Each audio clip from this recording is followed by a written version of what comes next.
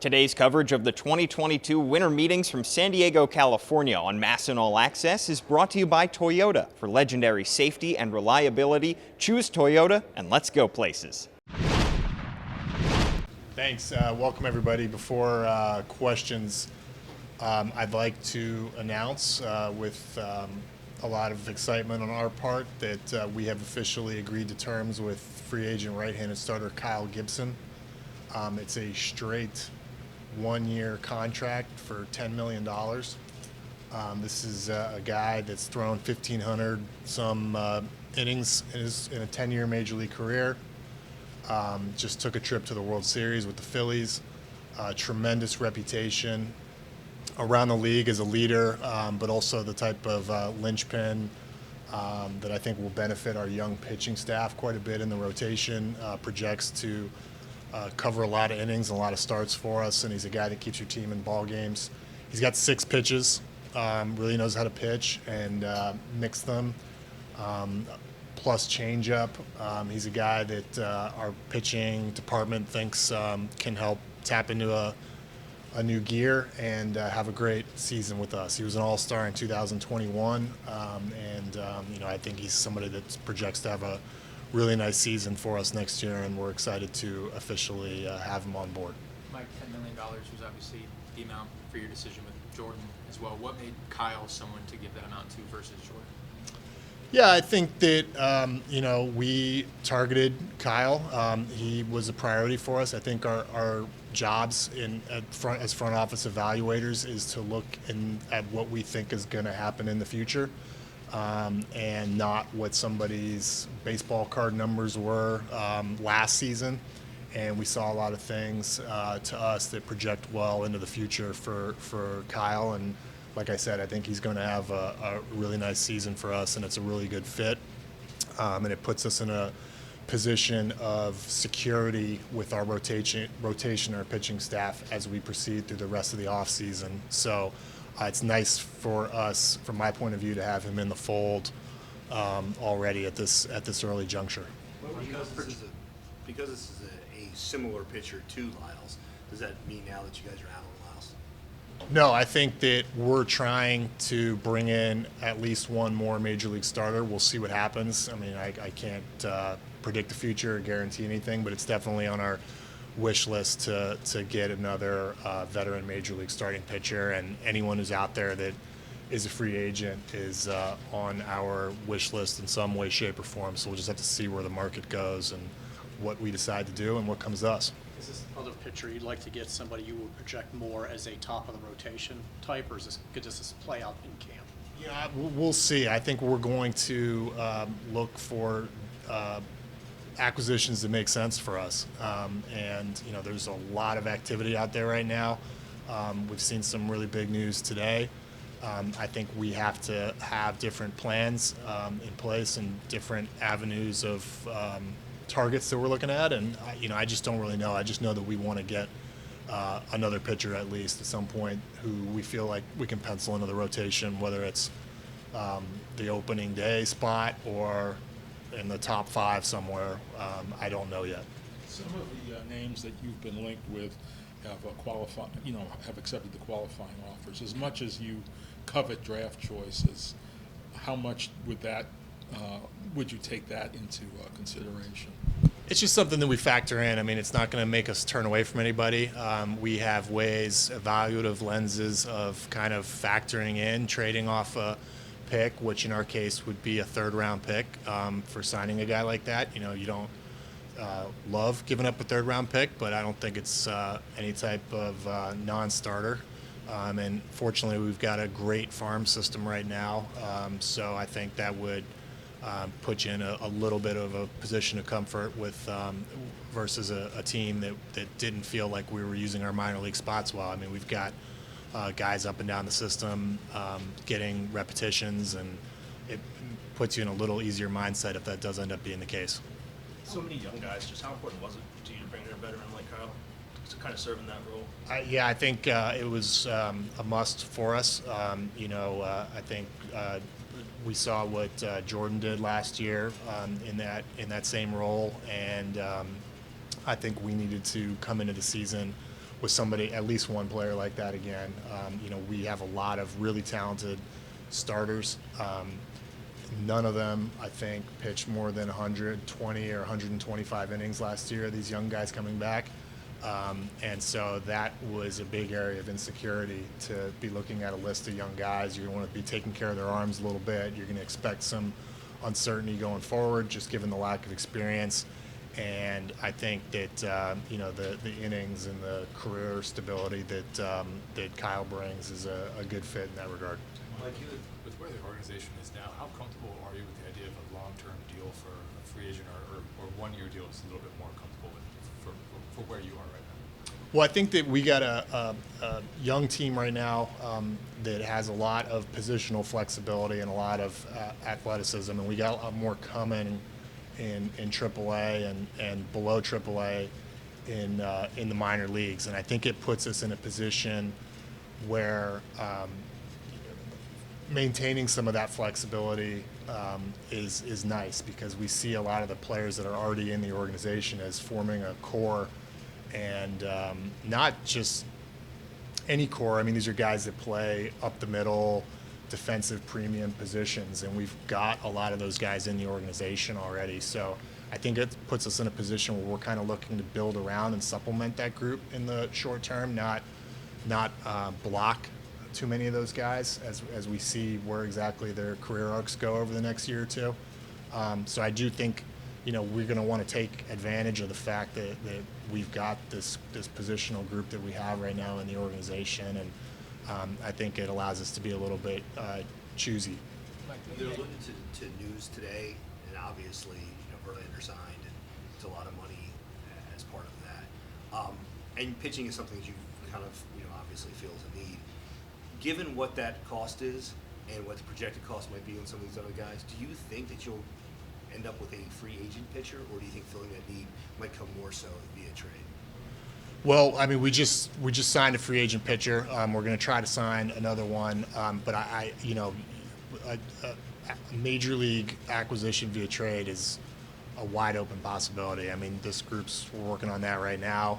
Trades by nature, I think you got to put the odds against them happening, generally speaking, just for two teams to line up and 29 other competitors out there. Very, very low percentages usually, but we have tons of conversations and constant ideas going on, and eventually you do end up finding a match sometimes. So, you know, we're going to look at that. I've said, you know, we have the farm system depth to do it. Doesn't mean we want to lose those guys or give them away, but I think we have the capital to trade for basically anyone who's on the market. It's just whether or not we're going to want to meet the acquisition costs of some of these players versus the alternatives in free agency. So we're going to be simultaneously looking at free agent and trade pursuits when it comes to rotation.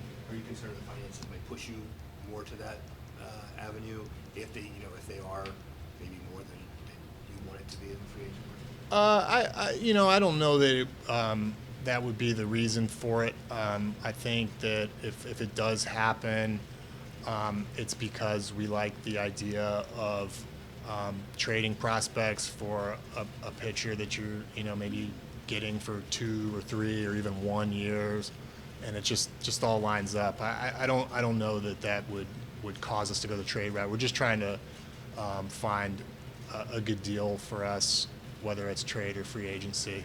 Are you not putting any emphasis on a left-handed starter? In theory, would you be okay breaking camp with 5 right-handers in the rotation? We did it for much of last year. I think you did miss the lefty a little bit. I think we would love to have one. There's just so few out there that it's hard for me to say that that's mandatory for us to get a left-handed starter. I think, now with Gibson in the fold, it might lean us a little bit that way, but I don't think we're in a position of having enough free agent pitchers out there to go around to where you want to rule out 70% of them being the righties. So, also I think our ballpark now is really attractive for a left-handed pitcher, given that the right-handed hitters, they usually have the platoon advantage against the left-handed pitchers. now have that wall to deal with in left. So, I think there might be some mutual appeal with left-handed starters from that regard. Mike, in that, along those lines, where is John Means in terms of his timeline for when he might return, and how is that situation kind of factoring your decision-making now? Doing great, throwing on flat ground, looks great physically. He's in Sarasota. It's fingers crossed, and knock on wood, it's going as good as it could go right now in December. I still would project him for a return in the summer of 2023. You've never given a contract that's been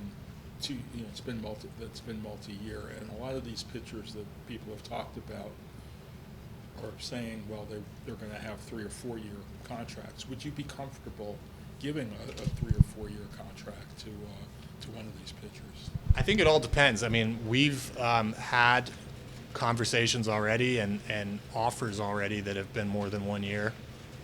So we'll just see where this goes. I think it's all so case by case that it sounds a little boring for me to answer it this way, but it's the truth. Like, it just depends on the situation and the position and the players and the dollars and every little thing that we look at.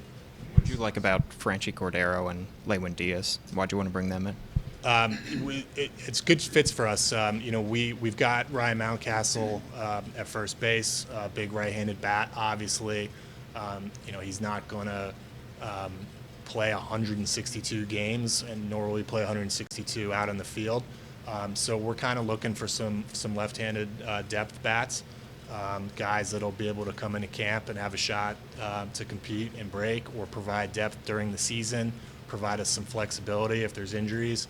And we're generally, as we look at some of these corner, first base, left-handed bat options, looking for left-handed hitters because of Ryan. Mike, you mentioned now and at the end of the season about positional flexibility you guys have, the ability that you don't have to necessarily target one position. Has that tweaked at all? Are there areas, you mentioned obviously just now left-handed corner and first base bats, but are there other areas in particular you guys are really looking at? It provides us a little bit of flexibility with this winter. I think that we have playing time at first base. We have playing time at DH. We possibly have playing time at second base. We have playing time in the corner outfield when it's time to get Santander or Hayes off their feet, or they're going to DH that day. That may be more right field when we're home and with the way Camden Yards is constructed. If we're in Fenway Park, that might be in left field. It just kind of depends which ballpark we're at. But I see the most open playing time in those 4 areas, and we have right-handed players.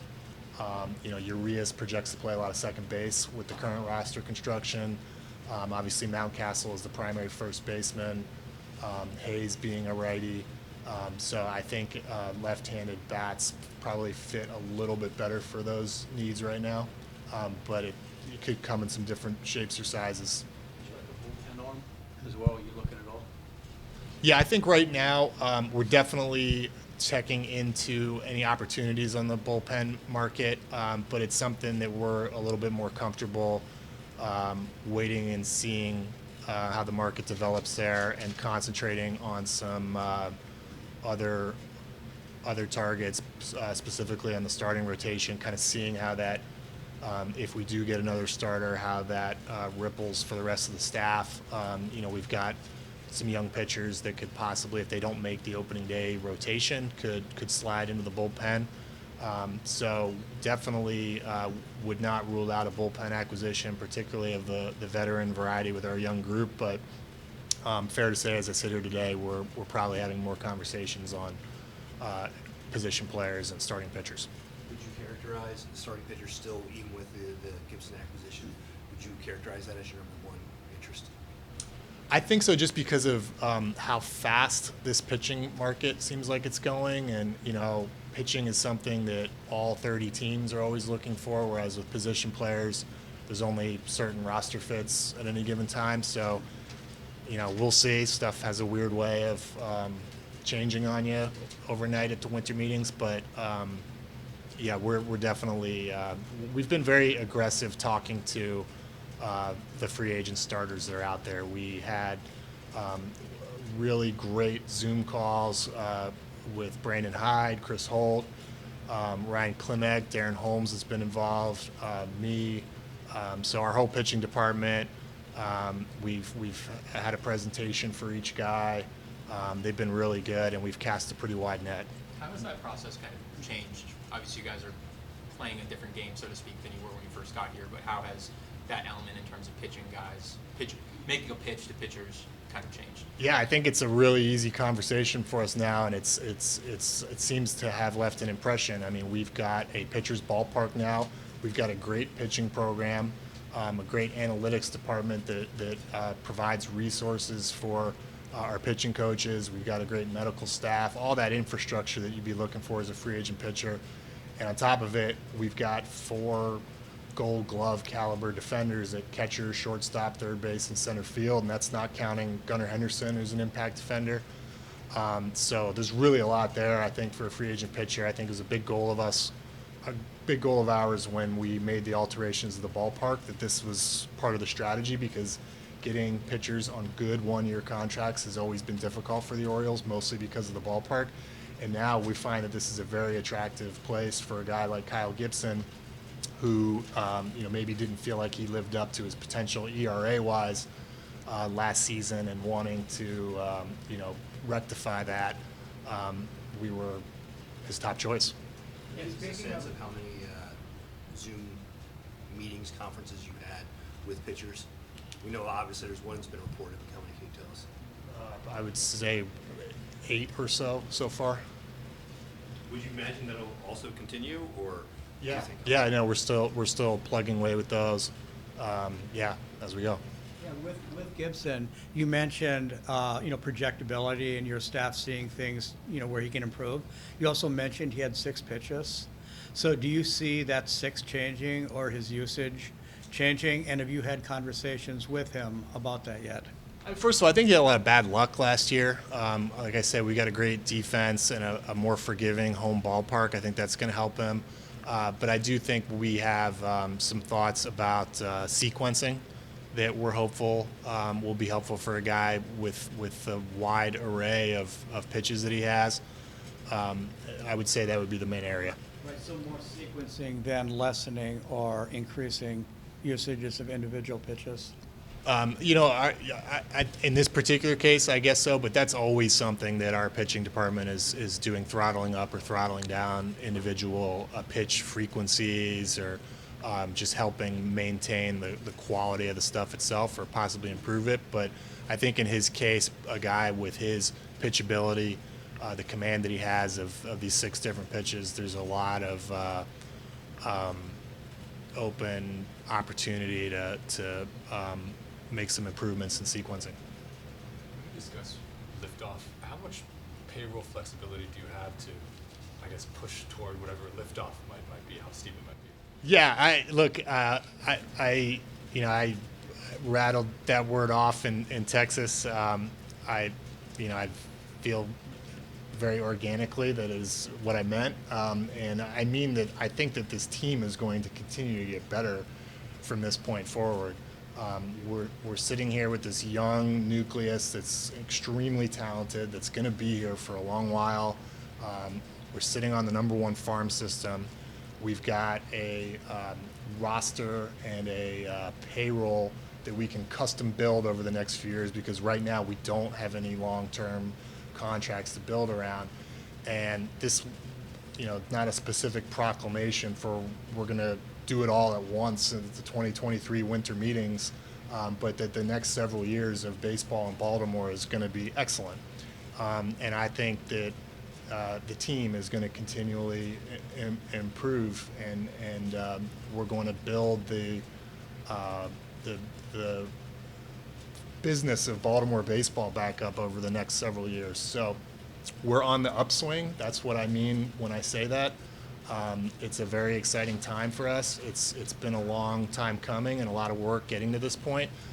But to be on the upward arc where we're at, regardless of what we do or don't do this winter, I think is very encouraging for all of us in this organization, and for the fans and for the players. For clarity.